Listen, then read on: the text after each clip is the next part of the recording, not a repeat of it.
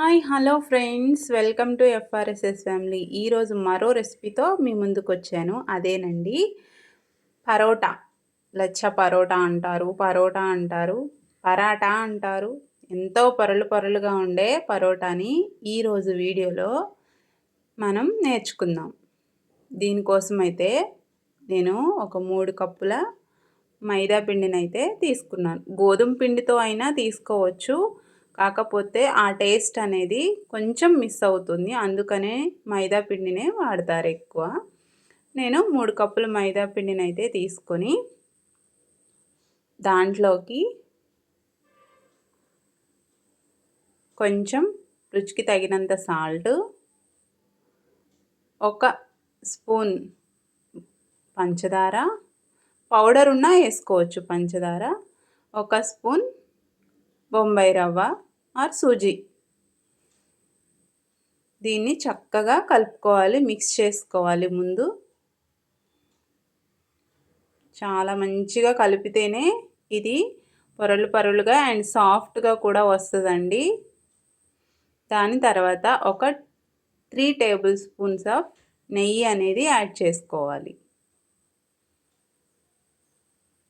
దీనికి ఈ పరోటాలకు అయితేనండి చాలా నెయ్యి, మీకు ఇష్టమైతే నెయ్యి వాడుకోవచ్చు, లేదంటే ఆయిల్ అయినా, రిఫైండ్ ఆయిల్ అయినా వేసుకోవచ్చు. బాగా ఎక్కువ పడుతుంది. తర్వాత కొద్ది కొద్దిగా వాటర్ యాడ్ చేసుకుంటూ చక్కగా సాఫ్ట్గా కలుపుకోవాలి. చాలా ఓపికగా చేయాలండి ఈ పరోటాలు అనేది. ఇట్లా కొద్ది కొద్దిగా కలుపుకుంటూ మిక్స్ చేసుకుంటూ యాడ్ చేసుకోవాలి. ఇప్పుడు మొత్తం కలిపిన తర్వాత బాగా కలుపుకోవాలి, మసాజ్ చేసినట్లు చేసుకోవాలి. మీకు కానీ ఏళ్ళకి అంటుతుంది అనుకుంటే కొద్దిగా నెయ్యి కానీ నూనె కానీ యాడ్ చేసుకొని మళ్ళీ ఒక 10 నిమిషాల పాటు అట్లా కలుపుతూనే ఉండాలి. అట్లా కలుపుతేనే మనకి పరోటాలు అనేవి సాఫ్ట్గా వస్తాయి. మనం కలపటంలోనే ఉంటుందండి పిండి అనేది. కలిపితేనే మనకి చాలా మృదువుగా మంచిగా వస్తాయి. ఇట్లా కలిపిన తర్వాత దాని మీద కొద్దిగా నెయ్యి అనేది యాడ్ చేసుకొని, ఎందుకంటే అది త్వరగా ఆరిపోకుండా నెయ్యి అనేది యాడ్ చేసి దానికి పైన అంతా రాయాలన్నమాట. ఒక బాల్లా చేసుకున్నాం కదా, దాని చుట్టూ రాసుకొని దాని మీద ఒక వెట్ క్లాత్ని అయితే వేసుకోవాలి. ఒక 30 మినిట్స్ అయితే అట్లా పక్కన పెట్టేయండి. 30 మినిట్స్ తర్వాత మళ్ళీ మరి ఒక 5 నిమిషాలు ఏంటంటే మళ్ళీ మసాజ్ చేసినట్లు మళ్ళీ కలుపుకోవాలి. చాలా సాఫ్ట్గా ఉంది, చూశారు కదా. కలిపిన తర్వాత మీకు ఎంత సైజు అయితే కావాలో అంత సైజు బాల్స్లో అయితే తీసుకొని మన చపాతీలాగా చేసుకోవాలి. ఇంకోండి, నాకైతే అన్నీ వచ్చాయి. దీనికి షేప్తో పని లేదండి, రౌండ్గా రావాలి చెయ్యాలి అనేది లేదు. ఎందుకంటే మనం 2 టైమ్స్ చేస్తాం కాబట్టి మీరు షేప్ని ఇగ్నోర్ చేసేయండి. చక్కగా సాగదీసి చక్కగా ఈవెన్గా స్ప్రెడ్ చేసుకోవాలి. దాని మీద మన ఆల్రెడీ పేరిన నెయ్యి ఉంటుంది కదా, కొంచెం గడ్డగట్టినలాగా ఉంటుంది కదా, ఆ నెయ్యినైతే స్ప్రెడ్ చేసుకోవాలి. ఇది అవైలబిలిటీ అనేది లేకపోతే మీరు నూనె అయినా యాడ్ చేసుకోవచ్చు. తర్వాత నైఫ్తో ఇట్లా బారుగా సన్నగా కట్ చేసుకోవాలి.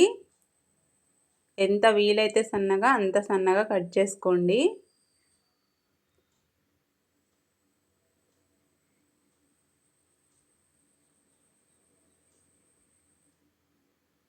చక్కగా కట్ చేసుకొని దాన్ని మలుచుకుంటూ రావాలి, తిప్పుకుంటూ ఒకదాని మీద ఒకటి వేసుకుంటూ అంటకుండా. మీకు చేత్తో రాకపోతే నైఫ్తో ట్రై చేయండి. నైఫ్తో అయితే ఈజీగా ఉంటుంది, మనకి హార్డ్ అనిపించదు ఈ ప్రాసెస్ అనేది. ఇట్లా తిప్పుకుంటూ ఇటువైపు నుంచి కూడా తిప్పుతూ దాని మీద వేసుకుంటూ వెళ్ళాలి. ఇట్లా మొత్తం కంప్లీట్ అయిన తర్వాత ఇట్లా వేలికి నేను చూపిస్తున్న విధంగా చుట్టుకుంటూ ఇట్లా ఒక బాల్లా అనేది చేసుకోవాలి. తర్వాత కొద్దిగా ఆయిల్ అయితే వేసుకొని చేత్తో అయినా అనుకోవచ్చు, లేదంటే చపాతీ కర్రతో అయినా స్ప్రెడ్ చేసుకోవచ్చు. చాలా మృదువుగా చేయండి, లేదంటే ఆ పొరలు అనేది అతుక్కుపోయి రావు అన్నమాట. ఇట్లా స్ప్రెడ్ చేసుకున్న తర్వాత ఒక ప్లేట్లో వేసుకొని పక్కన పెట్టేసుకున్నాం. అదే విధంగా మిగిలిన అన్నిటిని చేసుకోవాలన్నమాట.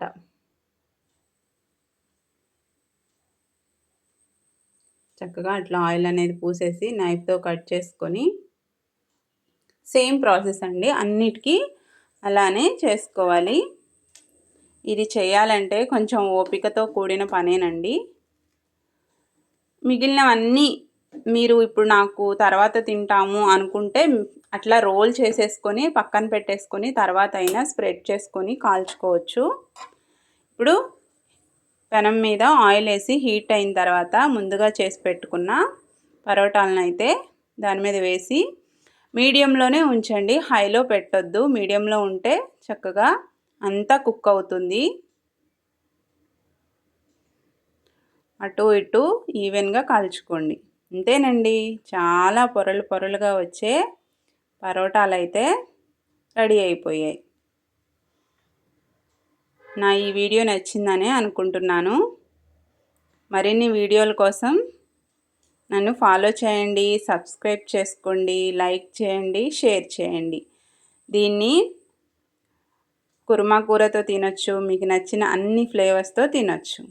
Thank you. Bye bye.